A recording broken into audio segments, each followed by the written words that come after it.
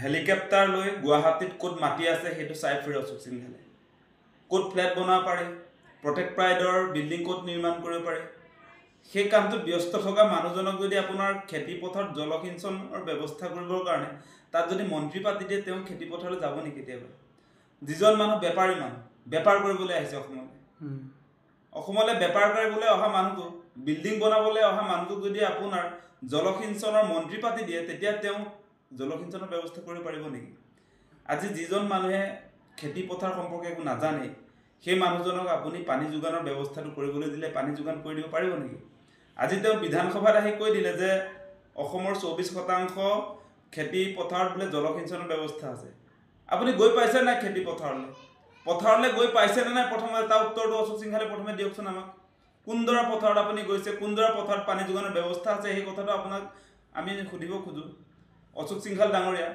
আপুনি যে অসমৰ খেতি পথাৰত 24% জলসিঞ্চনৰ ব্যৱস্থা আছে বুলি কৈছে আপোনাক এটা প্ৰশ্ন সুধিম আপুনি কোনদৰা পথাৰলৈ গৈ পাইছে এতিয়ালৈকে কোনদৰা পথাৰত আপুনি জলসিঞ্চন ব্যৱস্থা কৰি থৈছে সেই কথাটো প্ৰথমতে কৈ লওক আজি আপোনালোক সকলোৱে জানে যে আমাৰ খেতি পথাৰত পানী যোগান নথকাৰ কাৰণে আমাৰ খেতিয়কসকলে এতিয়া খেতি কৰিবলৈ এৰিছে আজি আপোনালোকে নিশ্চয় দেখে যে আপোনাৰ এই মুহূৰ্তটো অসমত আসলতে খেতিয়কসকলে আপোনাৰ আকাশলৈ চাই থাকে কেতিয়া বৰষুণ আহিব আজিও ভেকুলীৰ বিয়া পাতে বৰষুণ দিবৰ কাৰণে ভেকুলীৰ বিয়া পাতে নহয় এতিয়াও মানুহে বৰষুণ আহিবৰ কাৰণে ভেকুলীৰ বিয়া পাতে এতিয়াও আপোনাৰ চৰকাৰে আজি হিমন্ত বিশ্ব শৰ্মা চৰকাৰে বিজেপি চৰকাৰে খেতি পথাৰত পানীৰ যোগানৰ ব্যৱস্থা কৰি থকা হলে আপোনাৰ খেতিয়কসকলে সেই ভেকুলীৰ বিয়া নাপাতিলেহেঁতেন গতিকে সেই কথাবিলাক চাই লওক আপোনালোকে আপুনি আসলতে খেতি পথাৰলৈ কোনোদিনে গৈয়ে পোৱা নাই গতিকে আপুনি কেনেকৈ জানিব জলসিঞ্চনৰ ব্যৱস্থা আছে নে নাই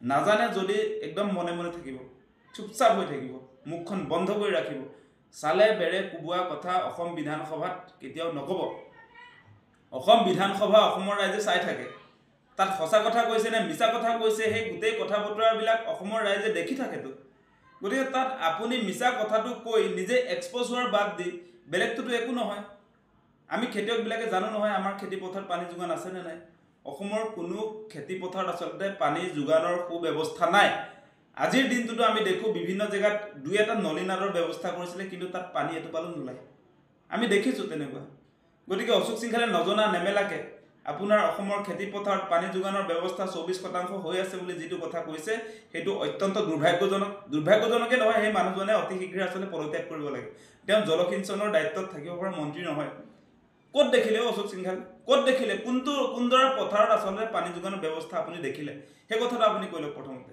আপোনাক আমি দেখিছো আপুনি গুৱাহাটীৰ বিভিন্ন ঠাইত ঘূৰি ফুৰে হেলিকপ্টাৰ লৈ ক'ত খালি মাটি আছে ক'ত প্ৰটেক্ট প্ৰাইডৰ বিল্ডিং বনাব পৰা যায় সেইবিলাক কামতহে আপুনি ব্যস্ত থাকে কেতিয়াবা খেতি পথাৰলৈ গৈ পাইছে নেকি আপুনি নাজানে নেমেলে যদি আপুনি মনে মনে চুপচাপ বহি থাকিব আপোনালোকে অসমৰ খেতি পথাৰত পানী যোগানৰ ব্যৱস্থা কৰা নাই এতিয়ালৈকে আজি আপোনালোকে আৰু এটা কথা নিশ্চয় জানে আজি অসমৰ মানুহে খেতি কিয় নকৰে আজি খেতিয়কসকলে প্ৰয়োজনীয় সা-সুবিধা চৰকাৰৰ ফালৰ পৰা নাপায় চৰকাৰৰ পৰা আপোনাৰ প্ৰয়োজনীয় সা-সুবিধা একোৱে নাপায় আজি আপোনালোকে কিবা বীজৰ যোগান ধৰে না আপুনি প্ৰয়োজনীয় সাৰৰ ব্যৱস্থা কৰে না শীতল গৃহৰ ব্যৱস্থাপনা আছে না খেতিয়কসকলক আপোনাৰ তেওঁলোকৰ প্ৰডাকচন ৰাখিবৰ কাৰণে শীতল গৃহৰ ব্যৱস্থাপনা আছে সুলভ মূল্যত বীজৰ যোগান ধৰে না আপোনালোকে সুলভ মূল্যত এই সাৰবিলাক যোগান ধৰে একোৱেটো নকৰে আজি আপোনালোকে নিশ্চয় দেখে পাঞ্জাব হাৰিয়ানাত কৃষকসকলক আসলতে চৰকাৰখনে যি ধৰণে সহায় সহযোগিতা কৰে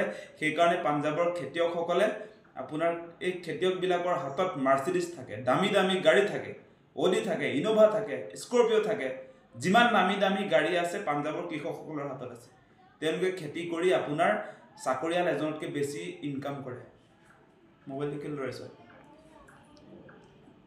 পাঞ্জাবৰ কৃষকে খেতি কৰি এজন চাকৰিয়ালতকৈ অধিক ধন তেওঁলোকে ঘটে আজি অসমৰ ক্ষেত্ৰত আপোনালোকে নিশ্চয় দেখা পায় যে আমাৰ খেতিয়কে আজিৰ দিনটোতো পানী যোগানৰ ব্যৱস্থা নথকাৰ কাৰণে বছৰেকত কেৱল এবাৰহে খেতি কৰে যেটো সময়ত আসলে বৰষুণ দিয়ে সেই সময়ছোৱাত বাৰিষাৰ বতৰ যেটো খেতি হয় খালি খেতি সেই খালি খেতিহে কৰে বাকি আপোনাৰ বৰষুণৰ অভাৱত যেটো সময়ত বৰষুণ নিদিয়ে তেতিয়া কেতিয়াও খেতিবাতি নাই এতিয়া পথাৰত কৰবাত দেখিছে নি খেতিবাতি পানী যোগান থকা হলে এতিয়াও পথাৰবিলাক সেউজীয়া হৈ থাকিলেহেঁতেন আজিৰ দিনটোত অসমৰ কৰবাত আপোনাৰ খেতি পথাৰ আছে নেকি এতিয়াতো নাই। কিয় নাই?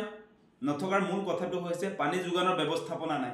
নহ'লে এতিয়াতো আপোনাৰ বড়ো খেতি কৰাৰ সময় এতিয়া অসমৰ কৃষি পথাৰত বড়ো খেতি বা আহু খেতি হ'ব লাগিছিলে।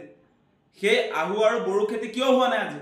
পানী যোগানৰ ব্যৱস্থা নাই কাৰণে আজিৰ দিনটোত আচলতে আহু খেতি আৰু আপোনাৰ বড়ো খেতি কৰিবলৈ অসমৰ মানুহে বাদ দি দিলে। আজি এই অশোক সিংঘাল বোলা মানুহটোৱে নাজানে নেমেলে, অসমৰ খেতি পথাৰত কেতিয়াও গৈ পোৱা নাই। তাৰপাছত তেওঁ কৈ আছে অসমৰ বোলে 26% আপোনাৰ খেতি পথাৰত জলসিঞ্চনৰ ব্যৱস্থা আছে। এনেকুৱা ফাল্টু কথা নক'ব, সেই কথা আমি স্পষ্ট কৰি দিছোঁ। আপোনাক এই মিছা কথা ক'বৰ কাৰণে, মিছা তথ্য দিবৰ কাৰণে অসমত আচলতে জলসিঞ্চনৰ মন্ত্ৰী পতা নাই।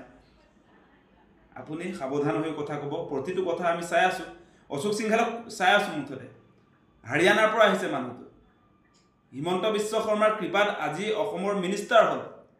আৰু হিমন্ত বিশ্ব শৰ্মা ক'ৰ পৰা আনি ক'ৰ মানুহক আপোনাৰ মিনিষ্টাৰ বনাই দিছে, কোনো কথা নাই বতৰা নাই। আপোনাৰ এই কি জলসিঞ্চনৰ পানী যোগানৰ মন্ত্ৰী পাতিছে। খেতিয়কৰ পথাৰলৈ কেতিয়াও গৈয়ে পোৱা নাই মানুহটোৱে। এনেকুৱা মানুহক পানী যোগানৰ দায়িত্ব দিব লাগে নি বাৰু? অসম সম্পৰ্কে কোনো ধৰণৰ তেওঁ আচলতে কোনো কথাই নাজানে। অসম সম্পৰ্কে এটা শব্দও অশোক সিংঘালে নাজানে। অসমৰ মাটি, বায়ু, পানীৰ লগত সম্পৰ্কই নাই অশোক সিংঘালৰ। গতিকে তেওঁ আচলতে কৃষকৰ পথাৰলৈ এদিনো গৈ নোপোৱা মানুহটোৱে কেনেকৈ জানিব যে অসমৰ খেতি পথাৰত পানী যোগান হৈছে নে নাই? সেই কথা তেওঁ কেনেকৈ জানিব? নামতহে দি থৈছে। অদৰকাৰীকে এনে আপোনাৰ জলসিঞ্চনৰ মন্ত্ৰী হিচাপে দৰমহাটোহে লৈ আছে। খেতি পথাৰলৈ কোনোদিনে গৈ পোৱা নাই অশোক সিংঘালে, দৰমহাটোহে কেৱল লৈ আছে। সেইকাৰণে আজিৰ দিনটোত তেওঁ অসম বিধানসভাত অসমৰ খেতি পথাৰত 26% জলসিঞ্চনৰ ব্যৱস্থা আছে বুলি ভুৱা তথ্য দিছে। সাৱধান কৰি দিছোঁ, এনেকুৱা ফটোৱা কথা কেতিয়াও নক'ব। আপুনি বাহিৰৰ পৰা আহিছেতো, অসমৰ মানুহক দুৰ্বল বনাম বুলি নাভাবিব। অসমৰ কৃষকক অপমান নকৰিব। মিছা কথা কৈ এই খঙত থকা কৃষকবিলাকক, যিবিলাকে আপোনাৰ ইণ্টাৰেষ্টত টকা লৈ খেতি বাতি কৰে, তাৰ পাছতো আপোনাৰ উৎপাদিত ফচলৰ পৰা তেওঁলোকে উচিত মূল্য নাপায়, ঋণগ্ৰস্ত হৈ থাকিবলগীয়া হয়। যিমান টকা খৰচ কৰি প্ৰডাকশ্যন কৰে, তেওঁলোকৰ সেই মূলধনো নোলায়। এনেকুৱা এটা অৱস্থা অসমৰ। কথা ক'বলৈ আহে। আৰু আপোনালোকে নিশ্চয় দেখা পাইছিলে, যোৱাবাৰ এটা বিধানসভাত এটা প্ৰস্তাৱ আহিছিলে যে বছৰেকত 12 মাহে খেতি। অসমত বছৰেকত 12 মাহে খেতি কৰা এটা প্ৰস্তাৱ লোৱা হৈছিলে। এটা সংকল্প প্ৰস্তাৱ। অসম বিধানসভাৰ এগৰাকী সদস্য অখিল গগৈয়ে এটা সংকল্প প্ৰস্তাৱ উত্থাপন কৰিছিলে। সেই সংকল্প প্ৰস্তাৱটোতো বিজেপিৰ বিধায়কবিলাকে বিৰোধিতা কৰিছে। যে সংকল্প প্ৰস্তাৱটো কি আছিলে?